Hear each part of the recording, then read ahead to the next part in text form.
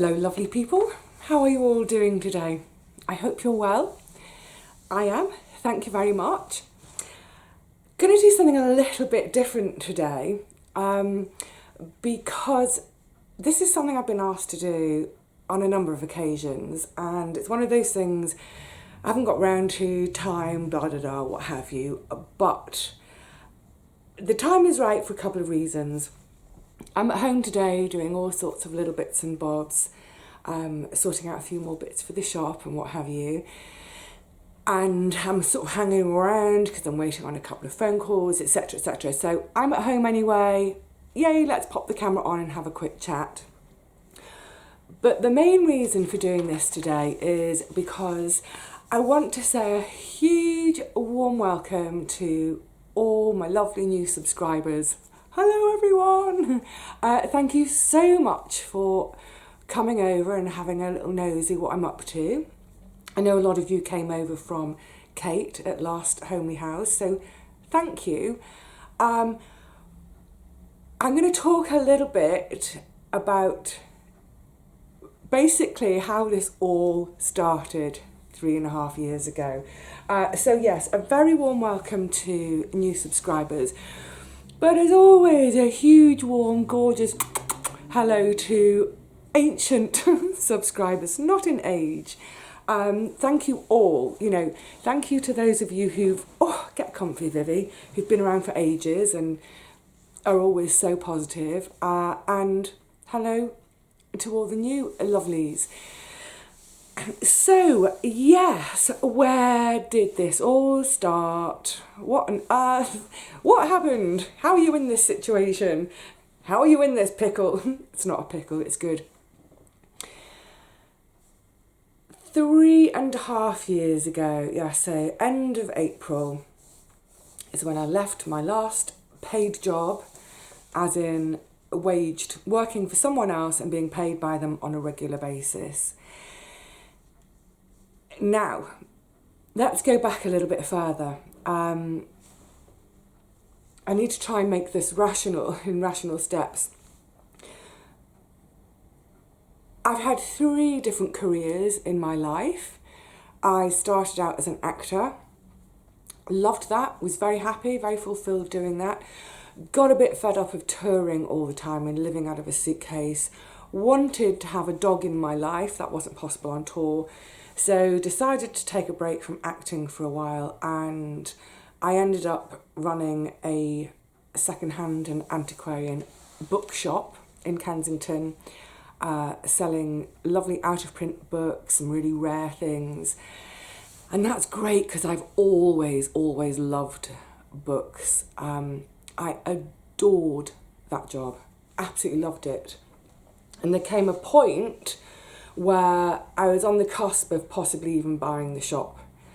That didn't happen, however. I ended up going into paediatric nursing, and that happened because of the Boxing Day tsunami in, was it 2006? Crikey. Was it that long? Anyway, I think we were all, I don't think anyone on the globe can have not been horrified and moved by the images that we were seeing on the news. And I kept seeing all these images of all these really tiny little kids. They were sort of rounding up the kids and trying to find parents, but all families being separated. It's just awful. And at the time, I got in touch with various charities to say, let me come out there and look after the kids. But resources were so scarce on the ground that all these charities were only taking volunteers who had some sort of medical background, medical training. So I thought, right, I better get myself some medical training then, hadn't I? So I did a bit of research. I looked into what it takes to become a doctor, what it takes to become a nurse, decided I couldn't afford all the years of study and training as a doctor. I just didn't have the money to do it. So I thought, right, I'll become a nurse. And actually, I think I prefer to be a nurse anyway because they're with the patients more. So off went, did my paediatric nurse training. qualified and got a lovely job at Great Ormond Street Hospital, which for any of you Brits, most of you will have probably heard of it. It's a big children's hospital in London. It's one of the world's leading children's hospitals, with myriad specialities under one roof. It's not in the UK we have different tiers. We have what we call secondary care, which is our district general hospitals, which you find in most towns. And then you have what we call our tertiary care.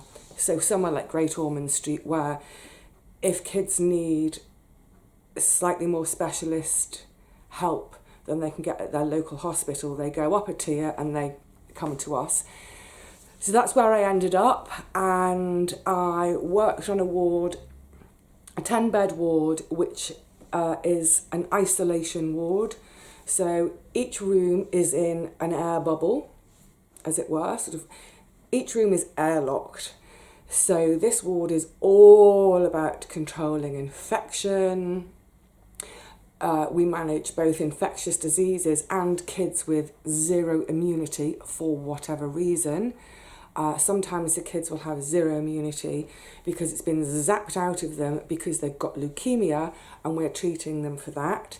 So the other main thing that happened on my ward was bone marrow transplants. So yes, I know a bit about washing hands and wearing masks all day. So that's where I ended up, and I loved it. I absolutely loved it.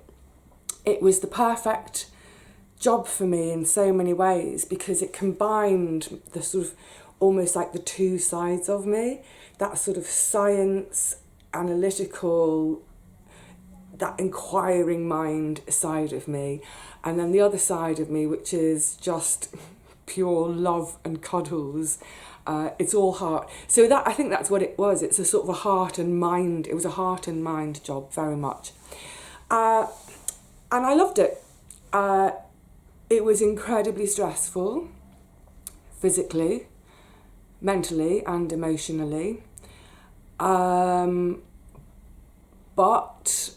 you know, I coped with that for the most part because, again, it's like a sort of dual aspect thing to my personality.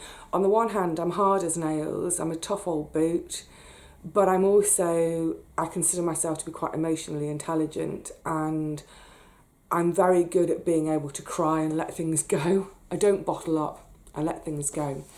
So yeah, I was managing perfectly well, loving it. But over the last year or so of my job, I was really finding, I was getting tired, emotionally tired. I'm not going to go into the details of why I don't want to do sad stuff today. But more than that, physically, I was really starting to struggle. Because it turned out I've got quite horrible arthritis in both my knees. I've got it in both my knees, my left elbow and both my wrists. Annoying. But in any case, it was leading up to the Christmas of 2016, I think, and I'd been to see my orthopaedic consultant again to say, is there anything you can do? I'm in so much pain. And he absolutely categorically didn't mince his words. He said, Vivi, you have got to stop working. You cannot work on that kind of intensive care type ward. I'd literally be on my feet for 13 hours a day, non-stop. He said, you've got to stop work. You're going to absolutely mash your body. So I thought, okay. Well, that's not going to happen because I need my job. Anyway, so I carried on into 2017 and it got to, I think it was about the end of February. I finished a shift, left the hospital, walking towards the bus stop, and I had to stop. I just stopped dead in the street. I couldn't move my legs. I couldn't take another step. The pain was unbelievable. Anyway, I obviously did take another step and I got myself home, and the next morning woke up and I was in so much pain. It was a day off the next day. I didn't do anything. I mean, I could barely move. It was hideous. Then the day after that day off, I was back in work, and even before the first hour of my shift was up, I was sort of going off quiet places and having a cry, the pain, and I just thought, that's it, I can't do this. I just can't do this. I'm going to have to stop. So it was one of those moments in life that was a little bit push came to shove. Would I have been brave enough to take that leap without being forced to? Because in a way, the way I see it is I was forced to. I simply couldn't do my job anymore. So would I have taken the leap without being pushed otherwise? Maybe not. So that was towards the end of February. Now, I had some annual leave due. I always take 2 weeks of annual leave at the end of March to start preparing my garden for another year of growing. So during my 2 weeks of annual leave, literally all I did all day, every day was think, oh my goodness, what am I going to do? What am I going to do? I don't know what to do. I can't work. Slightly panicky, but also I'm quite practical as well. And I just thought to myself, I wonder, is it possible for me to leave my job and live off the land for a year? Just 1 year, would it be possible? And of course, if I do that, over the course of that year, I can look for other work that's more suitable, work that's maybe sitting down, that sort of thing. Would that be possible? Obviously, I came to the conclusion that it would be, or it was at least worth trying. But this is the big thing, and this is what everybody asks me. How was I in a position to do that? It's quite simple in some ways, but there are lots of threads which come together that made that moment possible and have made it possible for me to carry on. So the first thing is this. Excuse me. I've always been a really frugal lass anyway. I come from a frugal family. We're a poor working class family. There's never been money to chuck around. So I've grown up with that ethic of make, do and mend. You don't buy new stuff until you really, really, really need it, until something is so utterly worn out it's not usable anymore. But before that stage, you keep fixing it, keep fixing it, keep fixing it. And even when one is buying new stuff, you buy it new, but it's second hand. So I've always been really frugal and not chucked my money around. To give you a good idea of that, in the last 2 decades, in the space of 20 years, I've taken 2 1-week holidays. That's it. Both times because of my sister. Thank you, sister. So I've always been frugal. I come from a long line of a frugal family. So, and also, for example, my grandparents, who you'll hear me speaking about sometimes, they left London early 60s, late 50s, early 60s. They left London and went off to live in a little village in Dorset with half an acre of land. And from that point, they never looked back. My grandfather did carry on working, but they were largely self-sufficient. So my grandma grew a huge vegetable garden. My granddad was in charge of the orchard. He did all the fruit trees and the greenhouse. But massive vegetable garden. They reared all their own rabbits for the pot. So again, as a small child growing up, it was perfectly normal for me, that normal thing of, it's half an hour before dinner time, go into the garden, go and pick the food you want, bring it back, cook it, there's your dinner. done. So all of those things were always in my background anyway. And this thing with being frugal, and this is the main point, talking about the frugal, I suppose. Excuse me a sec. Being frugal means I've always lived within my means. I've never had a credit card. If I need something, I'll save up for it and buy it. So I've never had that kind of credit thing. When I bought this flat, you know, it's a small flat. It's a very humble little place. I knew that I could afford it. So that's why I went for it. I would probably have been given a mortgage that was bigger than the one was for this flat. I could have possibly bought a 2-bedroom flat with a garden, but it would have really, really stretched me. And like I say, I've always lived within my means. So training to be a nurse, I can tell you now, after my 3 years of doing my degree, I had to borrow £30,000 to get through my 3 years.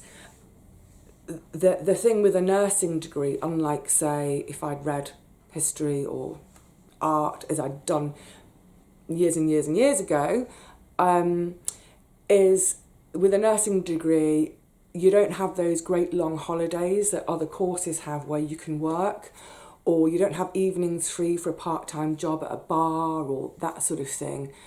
With a nursing degree, you're doing full-time hours in whatever clinical setting you happen to be placed in at that time, plus you're doing full-time hours of study too, so there's just no time for a job, which means you have to borrow in order to keep yourself afloat.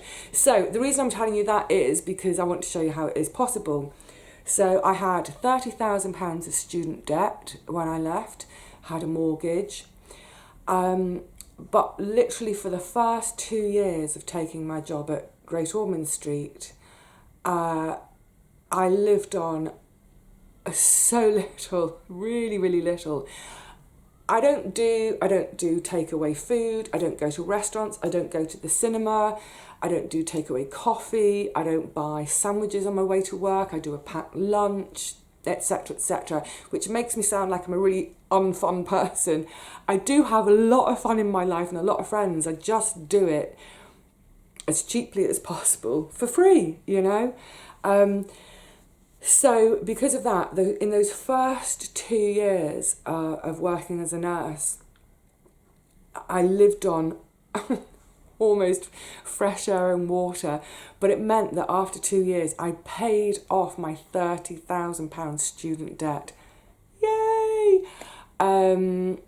Actually, it was more, no, I'm fibbing. It was about 2.5 years it took me to pay it back, but I did, paid it all off.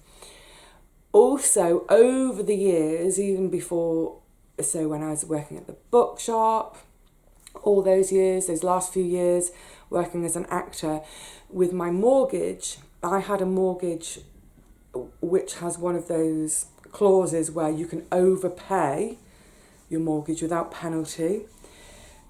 Mine was arranged for January. I think they do that sneakily because most people in January are skint because they've gone over the top at Christmas. I don't go over the top at Christmas either. You can make your own decorations from stuff from the park or whatever. Anyway, so every January I was allowed to overpay my mortgage, and I did for 10 years solidly. I overpaid massively every January, and that was great because then my monthly payments came down each month, but I still put aside enough for the original monthly payment, that was saving, and that would go into overpaying. And the reason I'm going on about this now as well is about a year before I had to leave work, I paid my mortgage off. Amazing! Yay! So how many years did it take? I'd initially taken a 25-year mortgage and it was paid, I paid it off in 16 years. I think it was 16 years, yeah, paid, all done. So no student debt, no mortgage. That's massively minimised my monthly outgoings. if I hadn't done those two things, there's no way I would have been able to do what I've done in terms of living without a wage for the last 3.5 years. I just wouldn't have been able to do it. So coming back to that time of making the decision, I sort of looked at my monthly outgoings, my fixed outgoings, because I do still have some outgoings associated with the building.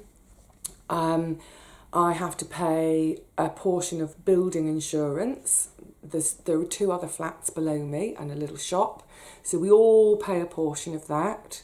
Obviously then I have my own insurance for my, inside the property. We also have a maintenance fund we pay into every year, so that, for instance, when the roof needs replacing, which it was 4 years ago, we all pay into that every month. There's a ground rent to pay. That. So in other words, what I'm trying to say is I did still have monthly outgoings I would need to meet. Gas, electricity, water, council tax, all those usual boring things in life that it's like, I'd rather spend the money on chocolate. Actually, not chocolate. I'm not a huge chocolate fan, but I'd definitely rather spend it on something else. Anyway, so back to that moment in March 2017 when all this was brewing. I'd like to say it was brilliant foresight on my part. It wasn't, because I had no idea I'd go the YouTube route. But a couple of years before, so spring of 2015, I think, I started my Vivi's Kitchen Garden Facebook page and my website because I love to write anyway. I love to share the garden. I'm a bit obsessive, and I realise, say, with Facebook, that my regular friends, non-gardening friends, they don't want to see a picture of my tomatoes every day. I need a separate page that's purely for folk interested in gardening and sewing and frugal living and all those different aspects that you now see on my YouTube channel. So I'd set that page up and my website, which is where I was blogging in those days, Just Words. And they'd been going for about 2 years. And I think at that stage, I had about 1,500 followers, which is lovely. And it's a really lovely little community. So when I was thinking, can I do this living off the land for a year, I thought, you know what, I reckon I could. And won't it be fun to blog about it every day? I could, really develop the blog. But then I thought, why don't I YouTube it? Because I knew at that stage, I knew about 7 or 8 different people who did YouTube. And I knew that YouTube could generate a little bit of income, maybe only 100, 200 quid a month or whatever. But I knew that was possible. So I thought, if I set this channel up, first it would be really fun for me, kind of getting back to my creative roots. It'll be fun for me. It'll focus me on the task in hand. It'll be great to share with other folk who are thinking about doing something similar and wanting to do something similar. It might be a trickle of income. It might be enough to pay the bills. More thought about it. Brilliant.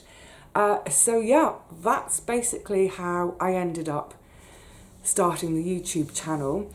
And what was great was because I'd already had the Facebook page and the website in place for a couple of years, I sort of had that ready little audience to start with.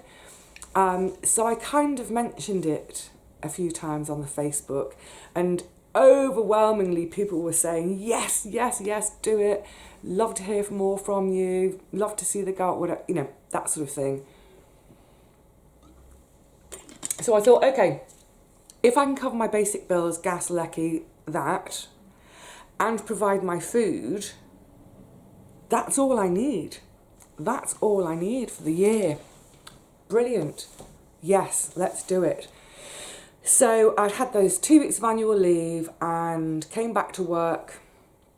First day back, I went to see my boss and handed in my notice.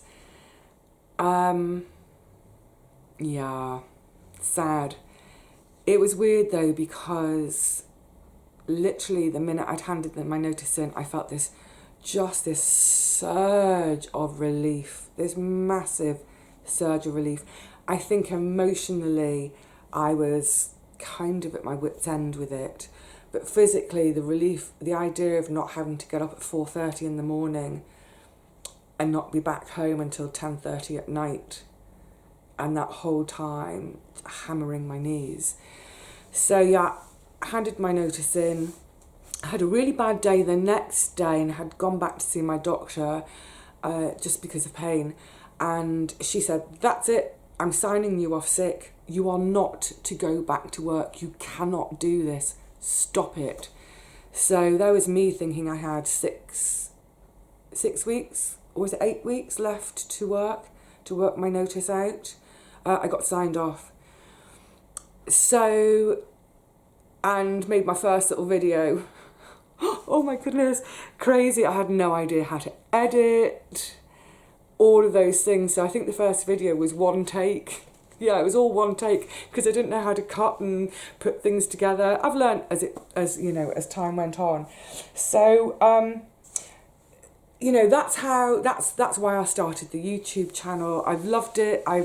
Occasionally there is the dark side to social media in that there'll always be people who twist your words around to make them into something horrible and try and have a go at you and say mean things. But I've learnt where the delete button is now. So generally shoo them away, and for the most part I really, really love sharing.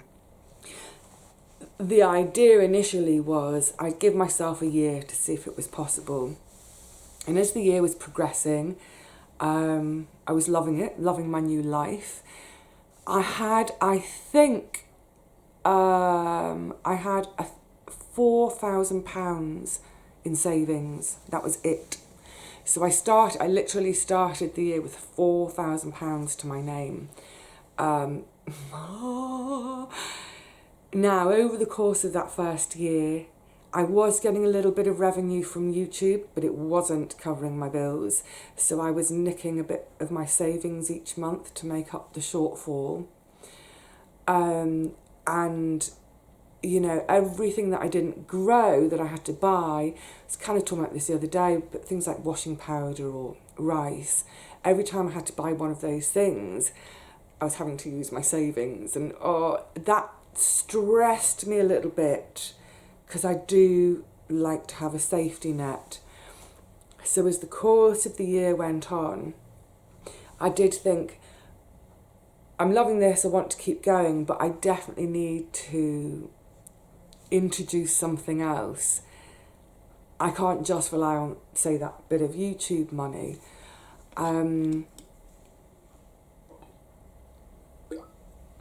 Now, I'd always loved sewing. I've always done all my own sewing. And it was around about that time, a couple of friends, completely private friends I've known for years and years and years. It might have been coming up to the Christmas. I think that's probably what it was. It's the Christmas of 2017. A couple of them asked me to sew specific things for them to then use as Christmas gifts. So I did. One was patchwork cushion and the other was some bunting. And they wanted to pay me really nicely, and I was like, no. Anyway, that was lovely, and that put the idea into my head that I could start doing some sewing. When I wasn't gardening or preserving food, I could be sewing, and I could sell my sewing. So I started sewing buntings, and I looked around at local craft fairs for selling. I looked at Etsy, but all these things, there's sort of fees to pay, and I suddenly thought, well, I've got my website already. I wonder if I could add a shop to it. So that's where the shop idea was born. And I was able to add a shop. The shop costs me, I pay a rent each month for my shop. But at the same time as thinking about the sewing, I was also thinking, because I'm really passionate about keeping things out of landfill, maybe I could sell books through my website as well. So books on gardening and cooking and all those things that you sort of get to, you will get to associate them with my channel as time goes on. So yeah, the shop idea was born, and it was from about that point, so it would have been the summer of 2018 when, with a combination of the shop and YouTube, meant I was kind of finally breaking even each month and paying my bills. You know, it's still a bit harum scarum. So that's why over the last 18 months I've kind of developed that a bit more and I've pushed it a bit more. And I'm hoping that actually the whole sort of sewing thing eventually will take over, and that will be the thing that I use to pay my bills, and I won't have to worry about YouTube so much. I could maybe do a little bit less or whatever. But it's a delight. It's been an absolute delight to work with fabrics. Love it. I've hardly done any this year because the garden, for various reasons, took up way more time than usual. Hopefully that won't be the case next year. And then, of course, my sewing machine went to hospital for quite a number of weeks. But yeah, so that brings us to where we are today. I live my life without a wage. It's a very frugal life. I don't have holidays, that's fine, because I never really did. I do have occasional treats, and they're really simple little things, you know, an egg custard tart, a bar of chocolate. But I think they're all the more special for sort of when you go without most of the time, when you do have those little things. Oh, such a treat. So yeah, it's a tough life. I'm not going to, you know, sugarcoat it. It's long hours, it's kind of exhausting.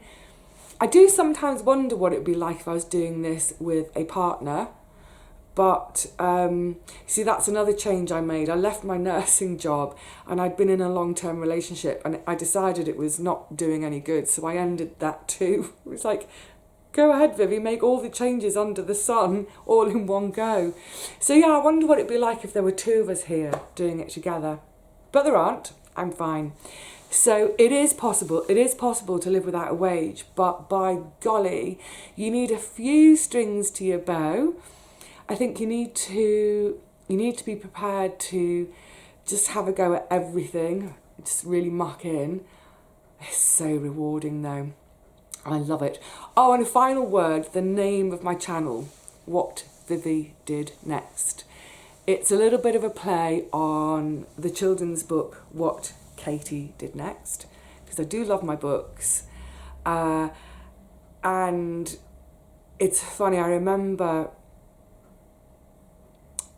it was sort of, I think it was around about that February, I'd had another quite tough shift at work, but one of my besties at work, we'd gone to the pub after work, because we didn't have a shift the next day.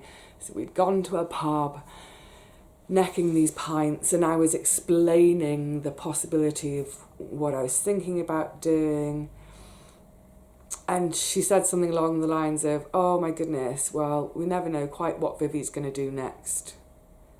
And it sort of stuck. So yeah, that's how my channel came to be called What Vivi Did Next. And I'm every now and again I've thought maybe I should change it, the title, to something like, you know, Life of a Frugal Girl or whatever. But actually I think it sums me up perfectly, because my attitude in life is, yeah, what are you going to do next? Because there's always something, you know, and be open to change, be happy to adapt, learn new things, give new things a go. And I don't know what I'll do next. I don't think I'm going to do anything big in terms of changes for quite a while yet. I guess sometime further down the line, the big change will be moving house. I need to leave this place because there are too many stairs. Oh, I get emotional thinking about it because I love it here. That is for another day. Anyway, so there we go. That's the history. That's the story behind how I ended up leaving a perfectly good job that I loved and living my life on a knife edge with no wage and loving pretty much every single second of it. And you know what? So often I think, wow, if I can do this, anyone can. just roll your sleeves up and get stuck in. All right, my lovelies, I'm going to end it there today and say cheerio to you all. Thank you once again to all the lovely new subscribers, and a big, big thank you to all my long-term subscribers. Some of you have been here right since the beginning. Some of you have been here since the very early days of my Facebook page and website, and jumped over as soon as I started my channel. So I'm really, really grateful to all of you. On that note, out the corner of my eye, I can see things which need me to attend to them. There's piles of sewing, there's some piles of ironing to do, some bits and bobs of shop stock. So I'm going to get on. Next time I see you, it will be in the garden. Yes, I'm sure it will. So, for now, please look after yourselves, look after each other, dream big, pay down your debts, free yourselves up. And I'll see you in the garden very soon. Bye for now.